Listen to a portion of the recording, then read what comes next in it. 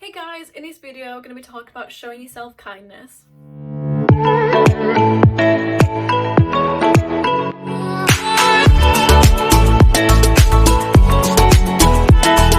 I feel like so many people think showing themselves kindness is like a selfish task to do, and it's actually the complete opposite because you're affecting others around you as well, like depending on what mood you're radiating at. So if you're showing yourself kindness, you're going to feel more positive, you're going to feel calmer, uplifted, and it's going to affect those around you. It's going to make them feel exactly the same. There's this saying, treat yourself how you treat a friend, talk to yourself how you talk to a friend. So we talk to our friends with kindness, compassion and care. But we don't really do it for ourselves. We literally do everything for everyone but nothing for ourselves. But why? We are literally the most important and should be the most important person in our lives. We should be our number one because no one else is going to look out for number one. I feel like it's actually quite difficult for people to actually focus purely on themselves. And I guess if you're a parent, it's harder because you're thinking about what you could be doing for someone else or your kids or anything like that. But you need to focus on yourself sometimes and really to be kind to yourself rather than beating yourself up for everything that you do wrong in life, because I feel like we only focus on the negative parts of what we do. And I literally saw this a few days ago with my best friend. She has her own business and she's so successful and I'm so proud of her every single day. But she's like a one-man job. She does everything herself. And one day she literally had 60 orders to complete, which is incredible. She should be so proud of herself. But she literally has to do everything herself. So she actually make the order, get the payment, like get invoices, get the product, package it up, post it all out, literally everything by herself. Could you imagine doing this 60 times? And she has such a small time frame to do it in as well, so it's such like a massive task to do. And unfortunately she ended up messing up a couple of orders, so this is all she started fixating on. She started thinking about all that she did wrong. She started thinking about how those customers are going to feel, how she's done wrong, and then she started just purely focusing on all the bad that she's done, and it made her feel really negative. It made her feel really low and feel really bad about herself. And because she was overthinking it, she was making the situation worse in her head, and that always is the worst thing to do. So I messaged her and I was literally like, stop. You are focusing on 3 orders when you've done 57 orders right. 57. That is so many orders that she's done right, she's done perfectly and got happy customers. Yet she's stuck fixating on 3 that she got wrong. That is such a tiny number compared to everything that she did right. And this is literally an example of what we all do in everyday life. We are so focused on everything that we've done bad and everything we've done wrong in life, or the mistakes we've made.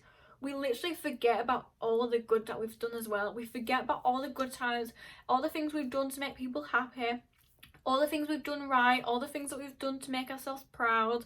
We forget that. It goes dismissed. It's like pushed under the carpet and forgotten about. But why?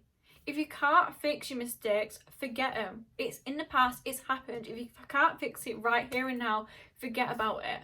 It's happened. Nobody likes mistakes. Mistakes teach you growth as well. If you make a mistake, you've made it for a reason, and we always learn from it. So it literally goes back to the saying that you need to talk and treat yourself like you would if you was your friend. Show yourself kindness, the compassion and care and love that you treat others around you. You need to teach it and show yourself it as well, because it's so important, because it literally affects how you act, how you talk, how you think, how you move. It literally just goes back to affirmations that we spoke about. What you think about yourself is how you react and move within life, and it's exactly the same. So if you're telling yourself, I've made this mistake, so I am a mistake, essentially you're focusing on everything you've done wrong. You're going to think everything that you do in life is wrong when it's not. You've got all this negative, all this positivity, all the good you've done, but you just can't see it because you're so focused on the bad. But as well as talking to yourself positively, you need to give yourself some self-care. I don't feel like enough people treat themselves with self-care and the self-love that they need. You owe yourself a minimum, this is bare minimum, an hour a week to show yourself some love. So doing anything that you want that relaxes you, makes you feel calm and at ease. So it can be going shopping, having a bubble bath, and painting nails, like doing your skin or whatever it is. you need a minimum of 1 hour a week, and that is next to nothing. So I do this every single Sunday. It literally refreshes me for the new week. It takes me away from doing my work. It gives me some me time so I can feel calm and refreshed, and because I've tracked myself, I feel better about myself. I feel uplifted, I feel upbeat. And like I said a little while ago, I feel like sometimes we feel like it's a selfish task to do when we're doing self-care and taking time for ourselves, but it's not. It is needed more than I can say, because you are affecting everyone around you constantly. So if you are not giving yourself self-care when needed, you are over time are going to burn yourself out. You are going to work and keep on doing what you're doing, and over time you're going to burn out, and then you become miserable, you become angry. You affect those around you for the worse. Whereas if you just take the simple 1 hour a week for yourself, you're going to feel calmer afterwards, and then everyone else around you is going to feel calm and happier. So this isn't selfish, it's a selfless task to do that you need to do. And if you really cannot find an hour within your week to designate your self-care to, take a minimum of 15 minutes a day. That is next to nothing. So that could be just doing your skin in the morning, or having a quick bath to yourself, or a shower by yourself, or whatever it is. 15 minutes a day, wherever you can. And if you still believe that you're not worthy of these 15 minutes, you need to rethink why you're here. You need to go back to the different videos that we've been talking about. You need to go do some more shadow work. You need to go back to your affirmations, whatever you need to do. You need to go back and understand why you don't feel worthy of these 15 minutes. Because 15 minutes is next to nothing. And if you're a parent, I understand it may be difficult to find these 15 minutes.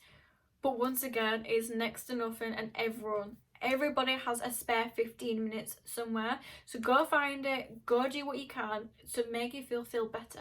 Just a recap, you need to show yourself kindness by talking good to yourself. Talk to yourself as if you were a friend. Treat yourself with kindness, compassion and care that you treat others around you with. You need to talk yourself nicely. You need to give yourself some time out.